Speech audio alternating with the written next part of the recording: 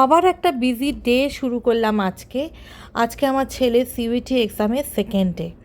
তো গতকাল রাতে আমি বলে দিয়েছিলাম যে কালকে তো খুব সকাল সকাল তোকে যেতে হবে, তো আজকে একটু গোবিন্দভোগ চাল ডাল দিয়ে বাটার দিয়ে খেয়ে যা না। সে তখন আমাকে হ্যাঁ করে দিল। এখন সকালবেলা উঠে বলছে না আমাকে ব্রেড আর অমলেট দাও। আমি ব্রেড অমলেট খেয়েই যাব। আমি বললাম এই গরমে তাই খেয়ে যাবি? বলে হ্যাঁ আমি তাই খেয়ে যাবো, আমার সকাল সকাল ভাত খেতে ভালো লাগে না। আচ্ছা ঠিক আছে যা। আর কি বলবো, আর এদিকে বাজার থেকে ভাস্কর নিয়ে এসেছে তেলাপিয়া মাছ। আমি বিয়ের আগে কখনোই তেলাপিয়া মাছ খাইনি। আমি ফার্স্ট এখানে সেক্টর 5-এর অফিস চত্বরেই খেয়েছিলাম। তো খাওয়ার পরের দিনই আমার শরীরটা একটু খারাপ হয়েছিল বলে আমার মনে একটা কী খুঁতখুত হয়েছে, আমি আর তেলাপিয়া মাছ খাই না। কিন্তু আমার শ্বশুরমশাইও খুব ভালোবাসতো, বলতো সর্ষে দিয়ে একটু ভাজা ভাজা করে করো, খুব ভালো লাগে খেতে। আজকে ব্রেকফাস্টে আমি খুব সিম্পল করেছি, ডিম সেদ্ধ আর আম খেয়ে ভাস্কর চলে গেছে, আর আমরা একটু ব্রেড বাটারই খেয়ে নিয়েছি। এত গরমেও গেল বলে আমি দৌড়ে এসে কাঁচা আমগুলোকে কেটে আমি আম সেদ্ধ বসিয়ে দিলাম, কারণ আমি একটু আম পানা করে রাখি। আর এদিকে আরেকটা কড়াইয়ের মধ্যে অল্প একটু জিরে আর গোলমরিচকে রোস্ট করতে বসালাম।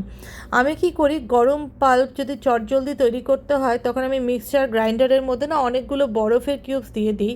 তাতে কি হয়, ওই মিক্সি চালালে যে সব বের হয়ে আসে ওটা হয় না। তো ওরা এসে খেলো, ওদের একটু মন প্রাণ জুড়ালো।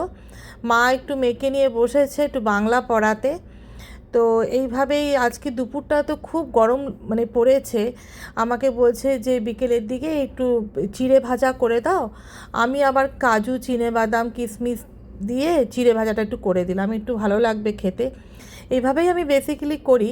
এক পোর্শন চিড়ের মধ্যে আমি একটু শুকনো লঙ্কা গুঁড়ো আর হলুদ দিয়ে ভেজে রাখি, আরেক পোর্শন চিড়ের মধ্যে শুধুমাত্র নুন দিয়ে ভাজি আর কারি পাতা দিই, পরে সবগুলোকে একসাথে অ্যাসেম্বল করে দিই। এই চিড়ে ভাজাটা এত ভালো লাগে খেতে, আমি এক পিঞ্চ কিন্তু একটু মিষ্টিও দিই। চিড়ে ভাজাটা এতই ভালো লাগে, এটা কিন্তু ট্রেনে তুমি ট্রাভেল করতে পারো। আমার শাশুড়ি মা যখন আলিপুরদুয়ার থেকে আসে তখন মাকেও আমি এটা এক কৌটা বানিয়ে রাখি, যাওয়ার সময় দিয়ে দিই। ট্রেনে খাওয়ার জন্য খুব ভালো, মানে আমি তো মানে এটা খাই।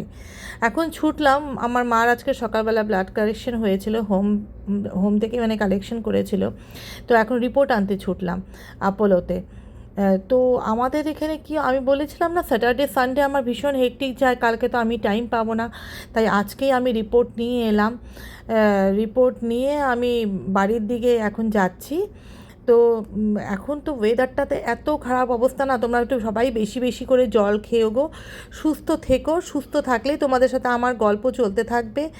আর সবাই ভালো থেকো। আজকের জন্য টাটা।